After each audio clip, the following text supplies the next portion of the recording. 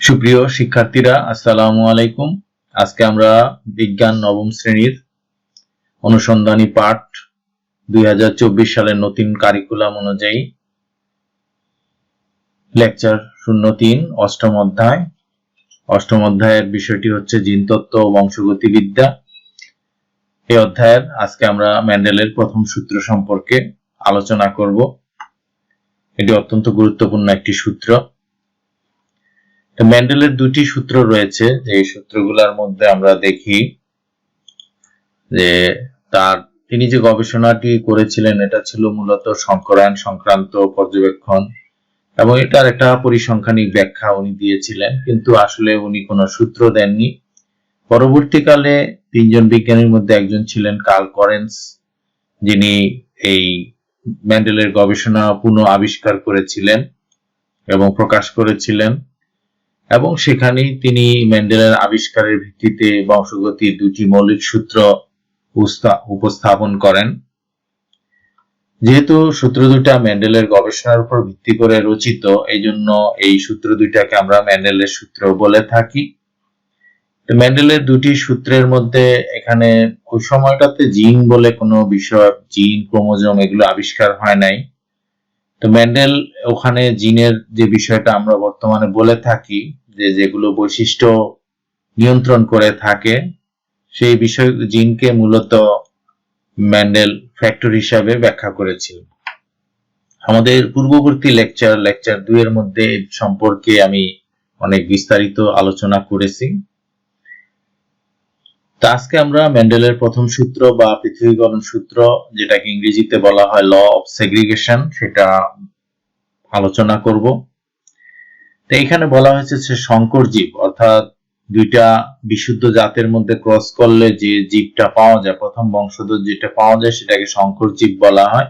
এই সংকর জীবের মধ্যে বিপরীত দুইটা বৈশিষ্ট্য একত্রিত হয়, বা ফ্যাক্টরগুলা বা জিনগুলা একত্রিত হয়, কিন্তু একত্রিত হওয়ার পরেও তারা মিশ্রিত বা পরিবর্তিত হয় না, অর্থাৎ তাদের বৈশিষ্ট্যের মধ্যে কোনো পরিবর্তন ঘটে না। যে দুইটা বিপরীত বৈশিষ্ট্য একসাথে আছে, তার মধ্যে কোনো একটা পরিবর্তন বা মিশ্রণ ঘটার সম্ভাবনা থাকে, কিন্তু এখানে আমরা মেন্ডেলের সূত্রের মধ্যে দেখি যে এই দুইটা বিপরীত বৈশিষ্ট্যের মধ্যে কোনো মিশ্রণ বা পরিবর্তন ঘটে না, তারা শুধুমাত্র পাশাপাশি অবস্থান করে, এবং এই প্রথম বংশধর বা F1 এর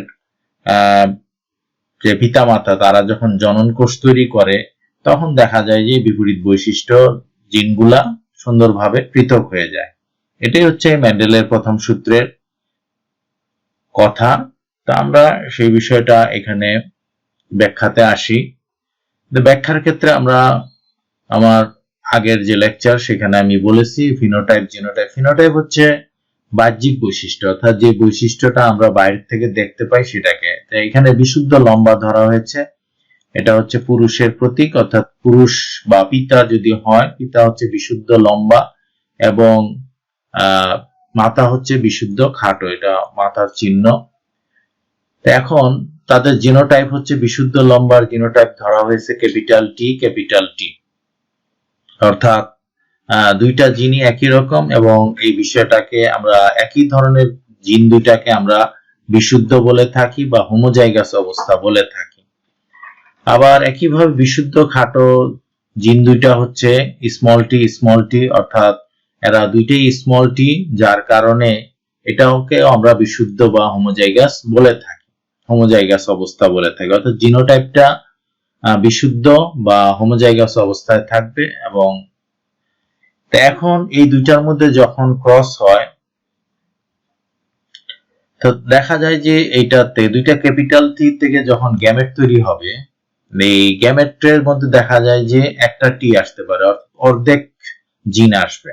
এটা হচ্ছে সিস্টেম, যার কারণে দুইটা ক্যাপিটাল টি থেকে গ্যামেটের মধ্যে যে কোনো একটা ক্যাপিটাল টি আসে, যেটাই আসুক সেটাই ক্যাপিটাল টি হবে। অপরদিকে দুইটা স্মল টি থেকে একটা স্মল টি গ্যামেটের মধ্যে আসতে পারে, তো যেটাই আসুক সেটাই স্মল টি হবে। অর্থাৎ এই বিশুদ্ধ লম্বা পিতা যত গ্যামেট তৈরি করবে, পুং গ্যামেট তৈরি করবে, সবই ক্যাপিটাল টি।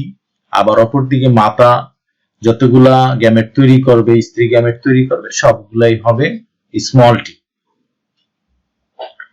এর মধ্যে যখন তারা এই পুংগ্যামেট এবং স্ত্রী গ্যামেট একত্রিত হবে মিশ্রকের মাধ্যমে, তখন দেখা যাবে যে এখান থেকে পিতার কাছ থেকে ক্যাপিটাল টি আসবে এবং মাতার কাছ থেকে স্মল টি আসবে। তাহলে দুই ধরনের ভিন্ন দুইটা জিন এখানে একত্রিত হলো, একটা ক্যাপিটাল টি যেটা লম্বা বৈশিষ্ট্য ধারণ করে, আর একটা হচ্ছে স্মল টি যেটা খাটো বৈশিষ্ট্য ধারণ করে।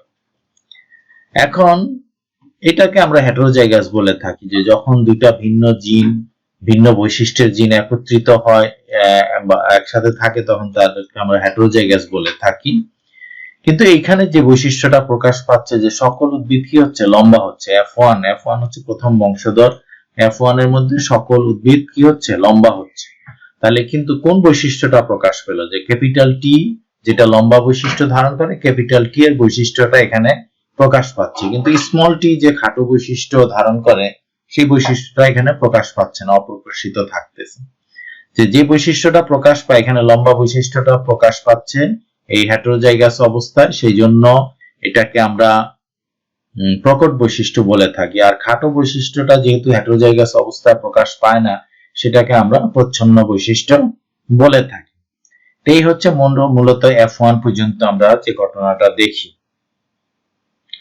এরপরে আমরা যদি এই F1 যারা আছে এদের মধ্যে ক্রস করি, যে F1 এটা হচ্ছে সংকর বলা হয় বা হেটেরোজাইগাসও বলা হয়, সংকরও বলা হয়, কারণ এখানে দুইটা ভিন্ন জিন থাকে, একটা ক্যাপিটাল টি একটা স্মল টি। এটা হচ্ছে F1। এখন F1 যদি আমরা পিতা ধরি, পিতার জেনোটাইপও হচ্ছে ক্যাপিটাল টি স্মল টি, আবার অপর দিকে মাতা যদি ধরি সেটারও জেনোটাইপ হচ্ছে ক্যাপিটাল টি স্মল টি। এখন যখন গ্যামেট তৈরি হবে, গ্যামেট তৈরির সময় দেখা যাবে যে এখানে দুই ধরনের গ্যামেট তৈরি করবে প্রত্যেকেই, পুংগ্যামেটও দুই ধরনের হবে, স্ত্রী গ্যামেটও দুই ধরনের হবে। পুংগ্যামেটের যদি দুই ধরনের হয়, তাহলে সেখানে পুংগ্যামেটের মধ্যে আমরা দেখি যে একটা ক্যাপিটাল টি বিশিষ্ট গ্যামেট আর একটা স্মল টি বিশিষ্ট গ্যামেট। অপরদিকে স্ত্রী গ্যামেট যেটা আছে সেখানেও আমরা দুই ধরনের গ্যামেট পাবো, একটা ক্যাপিটাল টি বিশিষ্ট আর একটা স্মল টি বিশিষ্ট। এখন পিতামাতার যে কোনো পুংগ্যামেট যে কোনো স্ত্রী গ্যামেটের সাথে মিলিত হতে পারে, সেই স্বাধীনতা আছে এবং স্বাধীনভাবেই তারা মিলিত হতে পারে। এখন আমরা দেখি যদি প্রথম আমরা যদি দেখি যে এই পুংগ্যামেট ক্যাপিটাল টি বিশিষ্ট এই পুংগ্যামেটটা যদি ক্যাপিটাল টি বিশিষ্ট স্ত্রী গ্যামেটের সাথে মিলিত হয়, তাহলে এটার জেনোটাইপ হবে ক্যাপিটাল টি এবং এটার বৈশিষ্ট্য হবে লম্বা, যেহেতু দুইটাই ক্যাপিটাল টি বা লম্বা বৈশিষ্ট্য নির্দেশ করে। এরপরে এই ক্যাপিটাল টি যদি দেখা যায় যে এই ক্যাপিটাল টি স্মল টি এর সাথে মিলিত হতে পারে, স্মল টি এর সাথে যদি মিলিত হয়, তাহলে এখান থেকে ক্যাপিটাল টি আসবে, পিতার থেকে ক্যাপিটাল টি আসবে এবং মাতার থেকে স্মল টি আসবে। এখানে ক্যাপিটাল টি থাকার কারণে এটা লম্বা হবে, কারণ ক্যাপিটাল টি হচ্ছে লম্বা বৈশিষ্ট্যটা হচ্ছে প্রকট বৈশিষ্ট্য, অর্থাৎ হেটেরোজাইগাস অবস্থায় যেটা প্রকাশ পায়, যেটা আমরা F1 এর মধ্যে দেখেছি।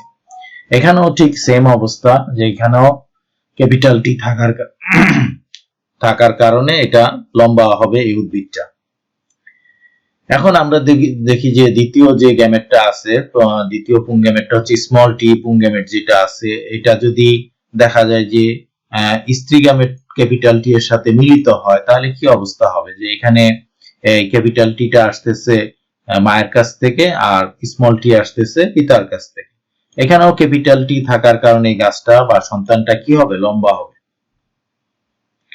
এরপরে আমরা দেখি যদি এই স্মল টি আবার এই অর্থাৎ পুংগ্যামেট যেটা আছে, এই পুংগ্যামেটটা যদি স্মল টি বিশিষ্ট পুংগ্যামেটটা যদি স্ত্রী গ্যামেট যেটা আছে স্মল টি সেটার সাথে মিলিত হয়, তাহলে দুইটাই স্মল টি হবে, এবং দুইটাই স্মল টি হলে সেটা খাটো বৈশিষ্ট্য প্রকাশ পাবে, কারণ এখানে প্রচ্ছন্ন বৈশিষ্ট্যটা শুধুমাত্র হোমোজাইগাস অবস্থায় প্রকাশ পাবে, অর্থাৎ দুইটাই স্মল টি।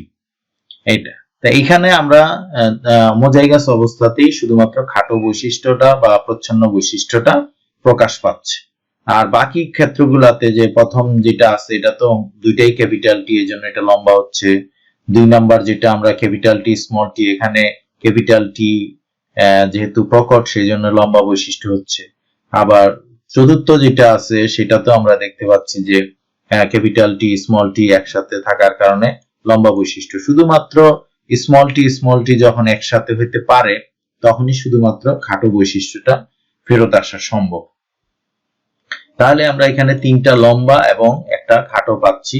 এটা হচ্ছে দ্বিতীয় বংশধর F2 এর মধ্যে, অর্থাৎ এই F2 এর ফলাফল হচ্ছে এখানে F2।